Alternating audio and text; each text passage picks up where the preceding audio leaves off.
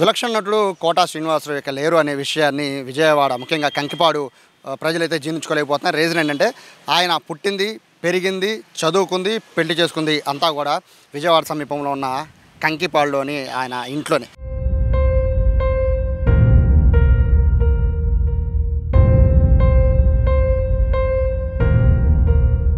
ప్రస్తుతం నేను ఆయన దగ్గర ఉన్నాను కంకిపాడులో. ప్రస్తుతం నా వెనకాల చూడొచ్చు, కంకిపాడులో కోటా శ్రీనివాసరావు పుట్టి పెరిగిన ఇల్లు ఇది. అయితే ఇంటికి కూడా ఆయన వాళ్ళ నాన్నగారు పేరు పెట్టుకున్నారు, quota Sita Ramanjaneyulu doctor.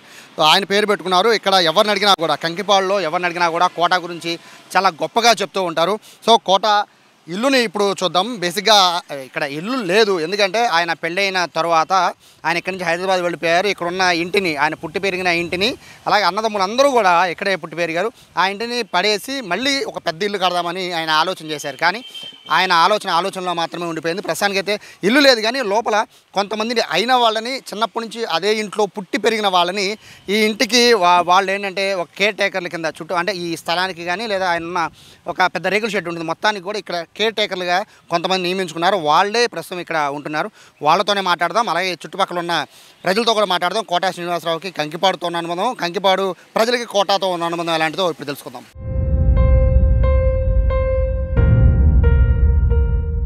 Quota లేరు, కోటా పుట్టి పెరిగిన ఇల్లు కూడా ఇక్కడే లేదు, కానీ కోటా జ్ఞాపకాలు మాత్రం కంకిపాడులో చాలా ఉన్నాయి. ప్రస్తుతం ఆ ఇంటి దగ్గర, పుట్టి పెరిగిన ఇంటి దగ్గర ఉన్నాను.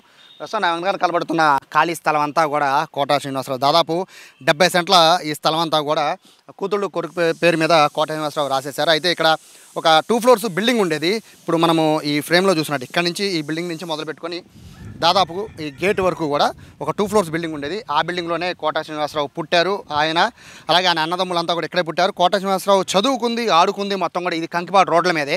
అలాగే ఆయన చదువుకుంది, పెళ్ళయింది, అలాగే పెళ్లి తర్వాత ఉద్యోగం చేసింది కూడా ఇక్కడ ఇంటి నుంచే. అయితే ఆయన ఇంటిని పడగొట్టి రెనోవేట్ చేసి పెద్దిల్లు కడదామనే ఆలోచన వచ్చిన తర్వాత ఆలోచన అనేది పూర్తిగా అది ఆచరణలోకి తీసుకురాలేదు. కానీ ఒక చిన్న రేకుల షెడ్ ఇక్కడ వేయించారు, అది కూడా కేర్ టేకర్స్. కోటా శ్రీనివాసరావు చిన్నప్పటి నుంచి, అంటే వీళ్ళు చిన్నగా ఉన్న దగ్గర నుంచి వీళ్ళు కోటా శ్రీనివాసరావు ఫ్యామిలీతోనే వాళ్ళు ఉన్నారు. వాళ్ళని దూరం చేసుకోకుండా కోటా గారు దగ్గరుండి వాళ్ళ సొంత ఇంట్లో మనుషులాగా వాళ్ళని ఇక్కడ పెట్టి కొన్ని ఏళ్లుగా వాళ్ళని ఇక్కడే ఉంటున్నారు. కేర్ టేకర్గా ఈ స్థలాన్ని అలాగే ఇంటిని చాలా రెగ్యులర్గా కోటా శ్రీనివాసరావు కంకిపాడు వస్తే ఖచ్చితంగా ఇక్కడికి వచ్చి వీళ్ళని పలకరించి వెళ్తూ ఉంటారు. నమస్తే అమ్మ, నిజంగా చాలా బాధాకరం, అందరికీ ఇష్టమైన నటుడు ఆయన. మీకున్న అనుబంధం ఏంటి? కోటా శ్రీనివాసరావు గారు ఇక్కడ ఎలా ఉండేవారు? ఈయన 10 ఏళ్ళ పిల్లడప్పుడు ఇక్కడే ఉండేదండి. ఇక్కడ వచ్చేట వాళ్ళ పెద్దమ్మళ్ళు ఉండేవాళ్ళు. ఇక్కడ ఉండిపోయి ఆంజల్ డాక్టర్ గారు మీద అన్నీ అయిపోయింది. వాళ్ళ నాన్నగారు ఆంజల్ డాక్టర్ గారు అయితే ఈ 10 ఏళ్ళ పిల్లడు ఇప్పుడు వచ్చాడు, పెద్దోడు అయ్యాడు. ఆయన శ్రీనివాసరావు గారు ఈయన ఆడుకునేవాళ్ళు, చేసుకునేవాళ్ళు. పెళ్ళిళ్ళు కూడా అందరు ఇక్కడ అయిపోయింది. అదంతా ఇల్లు అనమాట. అది ఎంత ఉండంగానే వాళ్ళ డాక్టర్ గారు ఉండంగానే పెళ్ళిళ్ళు అయిపోయినాయి. అందరు పెళ్ళిళ్ళు అయిపోయినాయి. ఆడపిల్లలు ఏంటి అందరిని పెద్దవాళ్ళు అయిపోయారు, అన్నీ అయిపోయినాయి బాబు. డాక్టర్ గారు ఇది అయిపోయాడు. డాక్టర్ గారు వల్ల మేము ఉన్నాం. ఆ బాబు ఆయన వెళ్ళిపోయినాక మమ్మల్ని మటుకు వదిలిపెట్టలేదండి. మేమంటే ఎంత ఇష్టమో అసలు. నన్ను ఆడపిల్లలాగా చూసుకున్నారండి వాళ్ళు. అసలు నా ఆడపిల్లలు లేని దానికి మళ్ళీ చూసుకున్నారు.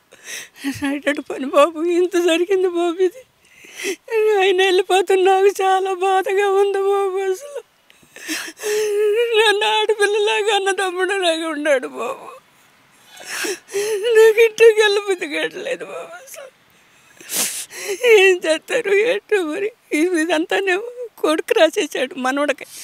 ఇవన్నీనేమో కూతుళ్ళకి రాసేసాడు. చెప్పాడు నాకు ఇటు రాసేసాను పుష్పవతి, అడిగి ఎవరికి ఇబ్బంది పడకుండా నేను ఉన్నాను అని రాశానని చెప్పాడు.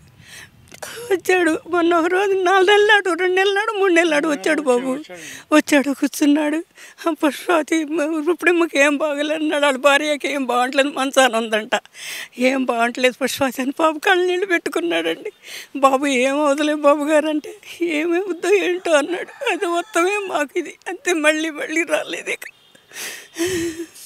ఫోన్ ఏమన్నా చేస్తారమ్మా? మీకేమన్నా ఫోన్ ఏమైనా చేస్తుంటారా? మాస్టర్కి చెప్తారు, మాస్టర్ మాకు చెబుతాడు అప్పుడప్పుడు. ఆయన ఇప్పుడు హైదరాబాద్లో, ఆయన కూడా ఎందుకు ఆ కూతురు కోసం వెళ్ళి హైదరాబాద్లోనే ఉంటాడు. ఆ ఇల్లు ఇచ్చాడు, ఆయనకి కట్టి ఉంటే ఆయన ఉండన్నాలే, మనకు సొంతమేం కాదు, మనకొద్దు. ఇంతవరకు ఉండమంటే బాబు వాళ్ళు అయింది కదా. ఆయన సెలవే, నా బిడ్డల సెలవు, నా ముగ్గురు కొడుకులు పెళ్ళిళ్ళు అయినాయి. మనవరాళ్ళు అందరూ పెళ్ళిళ్ళు అయిపోయినాయి. కోటా గారి దయ వల్లే వీళ్ళు అంతా ఈ దుడ్డునే జరిగిపోయింది. సో పెద్ద ఆయన ఉన్నారు, ఈయన 10 ఏళ్ల దగ్గర నుంచి కోట గారితో పాటు కలిసి స్నేహంగా ఉండేవారు. మిమ్మల్ని చిన్నప్పటి నుంచి కలిసి ఉన్నా కూడా మిమ్మల్ని వదులుకోకుండా ఇంత పెద్ద స్థలానికి కంకిపాడి సెంటర్లో, సో ఇక్కడ మిమ్మల్ని ఇక్కడే ఉంచి ఒక షెల్టర్ నుంచి మీ పిల్లల పెళ్ళిళ్ళు, మనవల పెళ్ళిళ్ళు అన్నీ కూడా చేశారు కదా. సో ఎలా ఉండే చిన్నప్పటి నుంచి కోట గారు ఎలా ఉండేవారు? అయ్యా, మేము కులానికి మంగళమైన వారు బ్రాహ్మణులైనా ఒక అనాథములాగా ఇంట్లో అనాథములు ఎలా ఉంటారో అలా ఉండేవాళ్ళు, తిరుగుతూ ఉండేవాళ్ళు. అంతేగాని నువ్వు దూరం ఉండాలనే సమస్య లేదు. నాన్నగారి కానించి వాళ్ళ ఆడపడుచులేంటి శ్రీనివాసరావు గారు, వారి అన్నగారు, వారి తమ్ముడు గారు అందరూ కూడా అంత ప్రేమగా చూసేవాళ్ళు నన్ను. నేను 10 సంవత్సరాలు కురవడప్పుడు వచ్చాను ఈ దొడ్డేకి. తర్వాత మా అమ్మ చచ్చిపోయారు. చచ్చిపోయిన తర్వాత ఇక తాతగారే పని చేస్తా ఇక్కడే ఉండిపోయాం. ఆ తర్వాత ఈయన చదువుకుంటూ ఉండేవాడు అప్పుడు శ్రీనివాసరావు. నేను కొద్ది గొప్ప బళ్ళకి వెళ్ళాను 2-3 ఏళ్ళ వరకు ఆయన మటే ఇక్కడ స్కూలు ఇది. ఆ తర్వాత ఈ పని మూలన ఇది మాకు కుదరలేదు. ఆయన మెల్లిగా చదువుకొని బ్యాంక్ ఉద్యోగానికి వచ్చాడు. డాక్టర్ గారే ఇక్కడ బ్యాంక్ ఉండగా ఉద్యోగం వచ్చింది కంకిపట్నం. ఆ బ్యాంక్ అయిన తర్వాత హైదరాబాద్ మారారు. హైదరాబాద్ మారిన తర్వాత ఈ బ్యాంక్ ఉద్యోగం చేత ఈ సినిమా నిర్మాతలు ఎట్లా అయ్యారో మరి ఆయనకి తెలీదు. పెట్టుబడి కోసం వచ్చారేమో కానీ మెల్లిగా అది పెట్టాడు ఛాన్సు. అప్పుడు కొద్ది చిన్న పాత్రలు వచ్చేవి. ఏది గుమస్తాగానో టీలు అందిస్తాం, కాపీలు అందిస్తాం అటువంటిది. తర్వాత అండి పతికట్టను తీశారు. పతికట్ట విశాఖపట్నంలో షూటింగ్ జరుగుతుంది. అప్పుడు చచ్చిపోయాడు వాళ్ళ నాన్నగారు ఇక్కడ. ఏమన్నా కబురు చేసాం, వచ్చాడు. వచ్చిన తర్వాత బ్రాహ్మణులు కదా నిత్యకర్మ చేయాలి కదండి. అప్పుడే మరి సౌరకర్మ చేయాల్సి వచ్చింది. అక్కడే ఎదురుగానే ఆ సౌరకర్మ నేనే చేసిన తర్వాత మళ్ళీ అక్కడి నుంచి డైరెక్టర్ కృష్ణ గారు ఫోన్ చేశారు. షూటింగ్ రామన్ మరి ఎమ్మటే వెళ్ళిపోయి ఇక మేకప్ లేకుండా ఈ సౌర దాంతోనే బోర్డు గుండుతోనే గుడిసెల కాసాయని పేరు పెట్టి వదిలేశారు. ఇక ఇప్పటి వరకు శ్రీనివాసరావు గారికి తిరుగులేదండి. అటువంటి మహానుభావుడు. స్నేహానికైనా భోజనానికైనా నన్నైనా మా పిల్లలు మనవరాలు తన సొంత పిల్లలుగా చూసేవాళ్ళు, అంత అభిమానంగా ఉండేవాళ్ళు. ఆ తర్వాత మనం కూడా ఏమంటే పెద్ద వయసు అయిపోయింది, మేము బయట మీ భార్య భర్తలు చచ్చిపోయే వరకు మీరు ఇక్కడే ఉన్నారా, చచ్చిపోయిన తర్వాత వెళ్తామే మీరు బయటికి వెళ్తానికి వెళ్ళేదండి. ఆ తర్వాత ఆ విషయం వాళ్ళ అల్లు కూతుళ్ళు కూడా చెప్పారు అనుకుంటండి.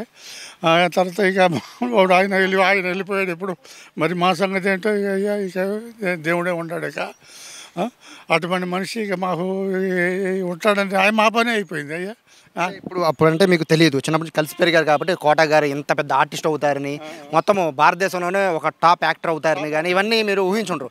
సో ఆయన ఒక స్టేజ్ వచ్చేసింది, కోట గారు ఎవరికి అందనంత ఎత్తుకి వెళ్ళిపోయిన పరిస్థితుల్లో అప్పుడు మీతో మాట్లాడేవాళ్ళ రెగ్యులర్గా, అంటే చిన్నప్పటి నుంచి ఉన్నట్టుగా మాట్లాడేవాళ్ళు? వచ్చి దగ్గరికి వచ్చి ఎరా చంద్రాడు బాగున్నావా అన్నాడు. ఏం బాబు కళ్ళు సరిగ్గా కనపడతలేదు, నాకు సరిగ్గా కనపడతలేదు, పెద్ద వయసు వచ్చిందా తట్టా పడుతురా అన్నాడు. నీకు ఎన్ని సంవత్సరాలు అనేవాడు. నాకు 82 సంవత్సరాలు అన్నాడు. అయితే నాకన్నా 2 ఏళ్ళు పెద్దోడు, నువ్వు నాకు 80 సంవత్సరాలు అనేవాడు. ఇక్కడే కూర్చొని అడిగేవాడు.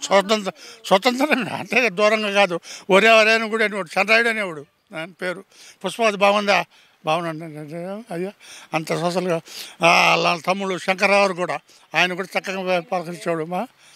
చంద్రాయుడు అని వాళ్ళ అన్నగారు చచ్చిపోయాడు. నరసింహరావు ఇప్పుడు చచ్చిపోయాడు. ఆయన ఇల్లు ఆబదారు ఆ రోడ్డు.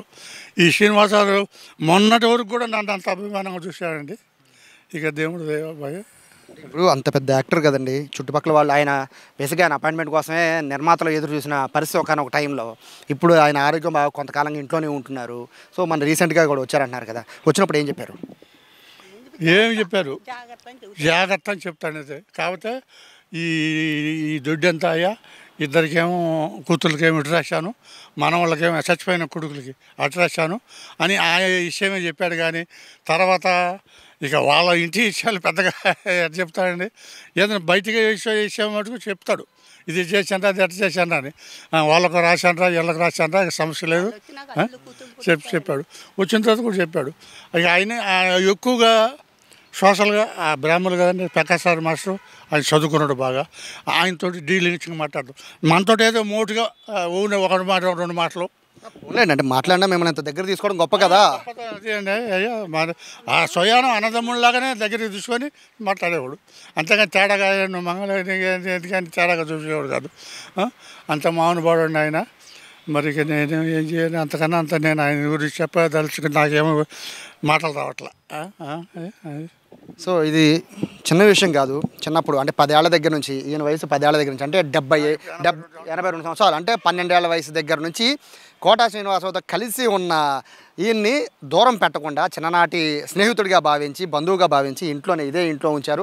ఇక్కడ ఉన్న ఆస్తులు పంపకాలు చేసినా కూడా వాళ్ళ పిల్లలకు కూడా చెప్పి ఇక్కడి నుంచి వీళ్ళు వెళ్ళరు, వీళ్ళు చనిపోయేంత వరకు వీళ్ళు ఇక్కడే ఉంటారని చెప్పారంటే నిజంగా కోట గొప్పతనం తెలుసుకోవచ్చు. బేసిక్గా చాలా ప్రైమ్ ఏరియా కంకిపాడులో. అటువంటి ప్రాంతంలో వీళ్ళకి ఫ్యామిలీకి అవకాశం ఇవ్వడే కాదు, వీళ్ళ పెళ్ళిళ్ళు, వీళ్ళ కూతుళ్ళు కొడుకుల పెళ్ళిళ్ళు, మనవాళ్ళ పెళ్ళిళ్ళు అన్నిటికీ కూడా కోట గారు ఇదే ప్లేస్లో నుంచి వచ్చి వాళ్ళ సహకారం అందించడం, ఇదే ప్లేస్లో కోటగారి పెళ్ళిళ్ళు, అలాగే వాళ్ళ పిల్లల పెళ్ళిళ్ళు అన్నీ కూడా ఇదే ప్లేస్లో అవడం, ఇవన్నీ చూస్తుంటే ఈ స్థలానికి కోటా శ్రీనివాసరావు గారికి చాలా అవినాభావ సంబంధం అయితే ఉంది. ఆయన గతంలో 2-3 నెలల క్రితం వచ్చినప్పుడుగా కూడా దీని గురించి మాట్లాడినట్టుగా కూడా చెప్తున్నారు.